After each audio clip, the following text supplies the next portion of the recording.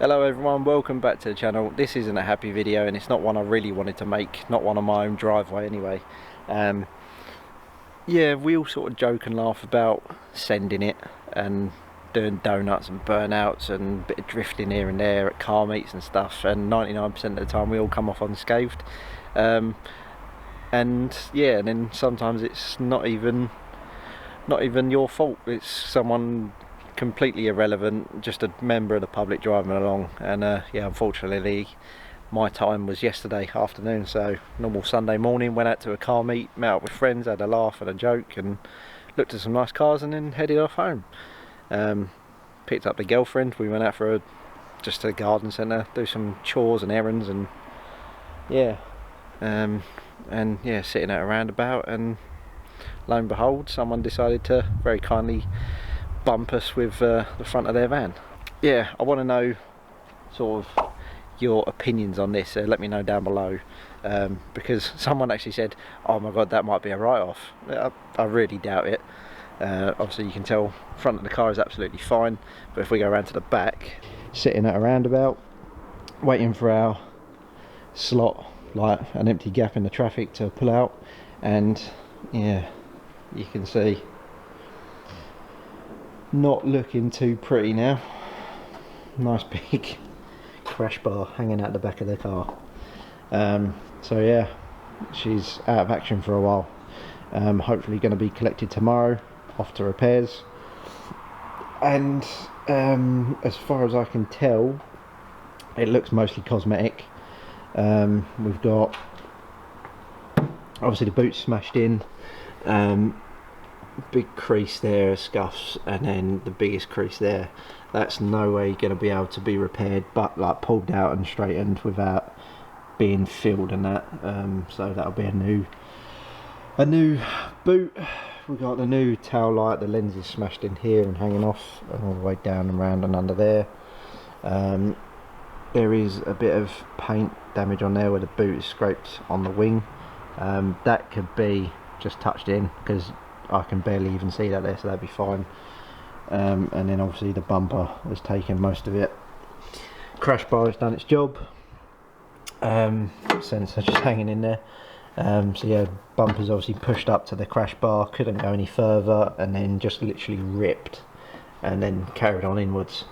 There might be a little bit of plastic trim in there from in the boot that needs to be replaced. But structurally it looks like the crash bar hasn't moved, hopefully, fingers crossed. The exhaust, if you sort of stand in line at the back, the exhaust looks pretty straight, so I'm hoping nothing's been pushed forward underneath. Diffuser will need to be replaced as well, because that's pretty much snapped in half. But the wing looks nice and straight, and the bumper still lines up nicely to it, and then same on this side around here as well. Lines up nicely, and yeah, the wing's nice and straight. Yeah, so damage wise looks mainly cosmetic. Maybe a new badge, might replace that with the new 50th anniversary M badges. I mean, see what people think about that. Maybe purists might get a bit triggered by it, but I've actually seen them and they look quite nice. But yeah, structurally, like I said, it doesn't look like anything's been shifted or shunted. Crash bar looks pretty straight still. You can see a couple of scuff marks on there where the button is just pushed up against it. Yeah, and the insurance company, they use this new photo app where you upload photos, and within the space of 10 minutes you get either a response from like one company saying yep, it's repairable, we'll organise a collection and a body shop, or worst case you get a text from another company like Copart to say unfortunately your car's we think it's not viable to repair and we're going to write it off, so therefore we're just going to collect it. So fortunately it was the first one of the two, and it's repairable like I assumed. But yeah, yeah, let us know down below what sort of experiences you have had with insurance companies, because this is my first accident after 11 years of driving now. My first accident, again, not my fault. luckily. It just looks, yeah, sad sitting there. Yeah, my first accident, first time I've had to go for insurance or anything like that, so I didn't really know what to do.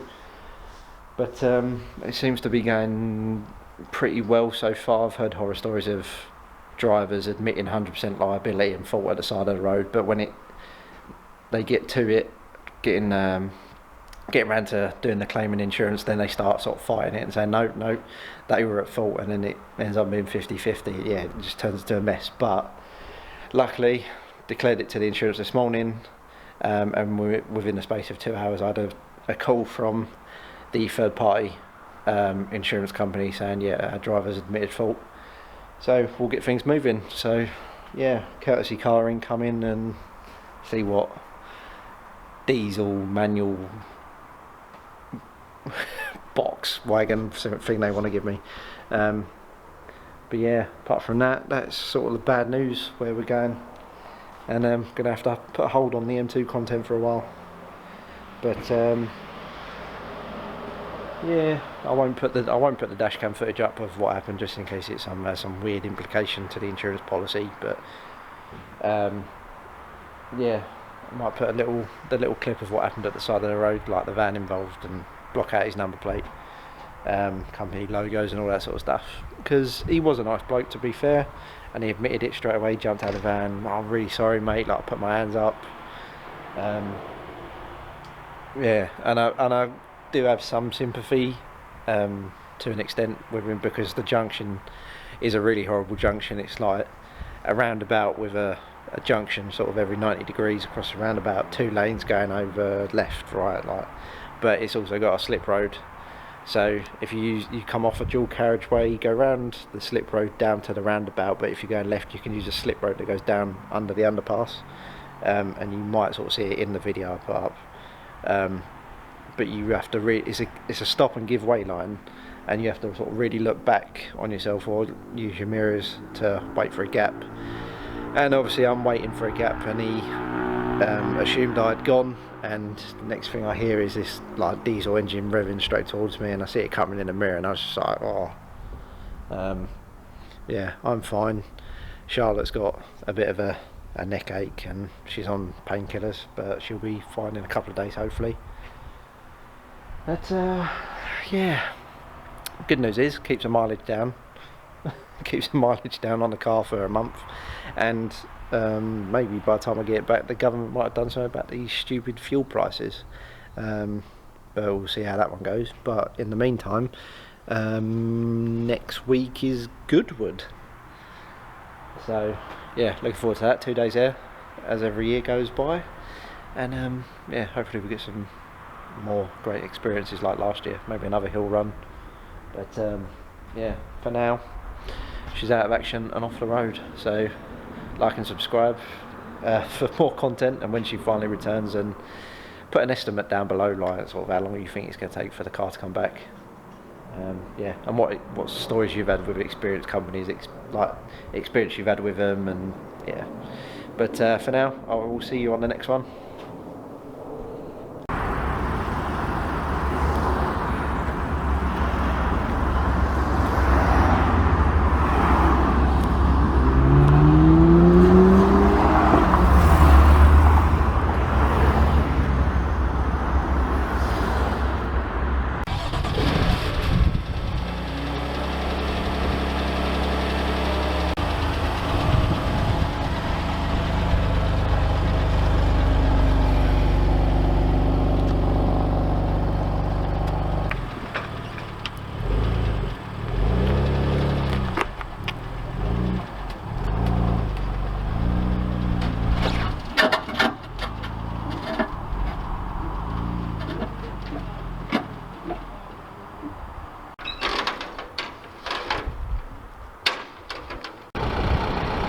And there she goes, off to the repair shop.